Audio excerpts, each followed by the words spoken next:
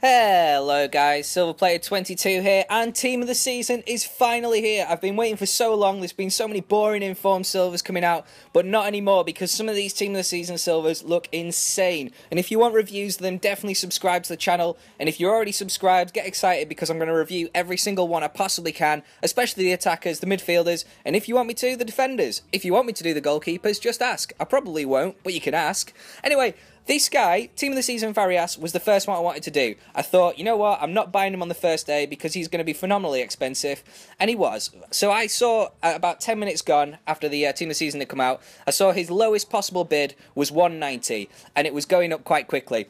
Anyway, I thought, you know what, I've never sniped a player before, let's try and snipe him. I managed to pick him up for 90k, which is absolutely insane, within 10 minutes. Like, someone's obviously looked and thought, you know what, the lowest possible bid at the moment is 180, 190. I'm going to put it up for less than half of that. Amazing. Anyway, this guy has 92 pace, 85 dribbling, 72 shooting, 75 passing.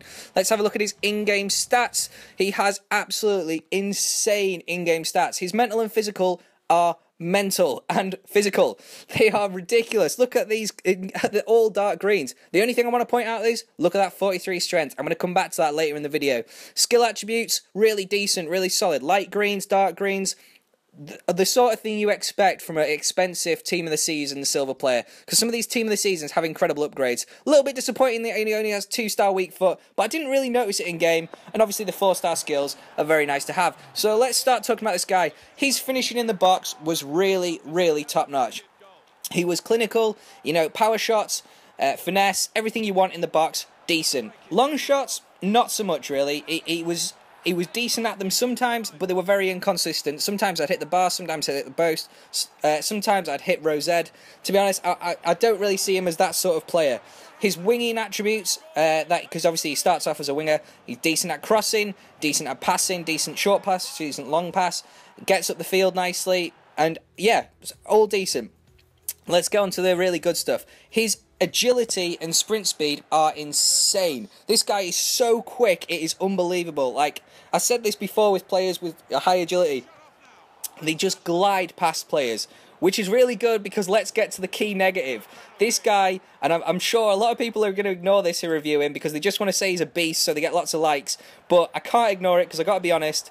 This guy is probably the weakest guy I've ever used on FIFA. If he gets touched, he is gone. Like, he just seems to fall over at anything. And it's so frustrating because he is almost perfect. He feels like a really high-rated gold until he gets touched, and then that's it. He's done. And it's so frustrating. I think that was, yeah, definitely the most frustrating thing about this player.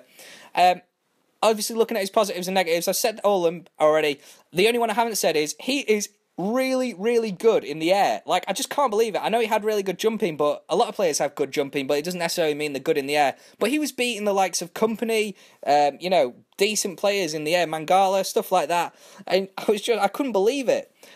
Whip a nice ball in and he will get his head to it. Really, really decent player. I've given him an 8.1 out of 10, and that could have been a lot higher, but I just feel like the strength thing was so irritating, and if you don't feel like strength is that important an issue, then that's fine, and maybe rate him higher yourself. Let me know what you think of this guy if you get a chance to use him, because I think this guy's going to drop in price dramatically, because the Team of the Season silvers seem to be going down in price massively already, and it's only like, a few hours gone.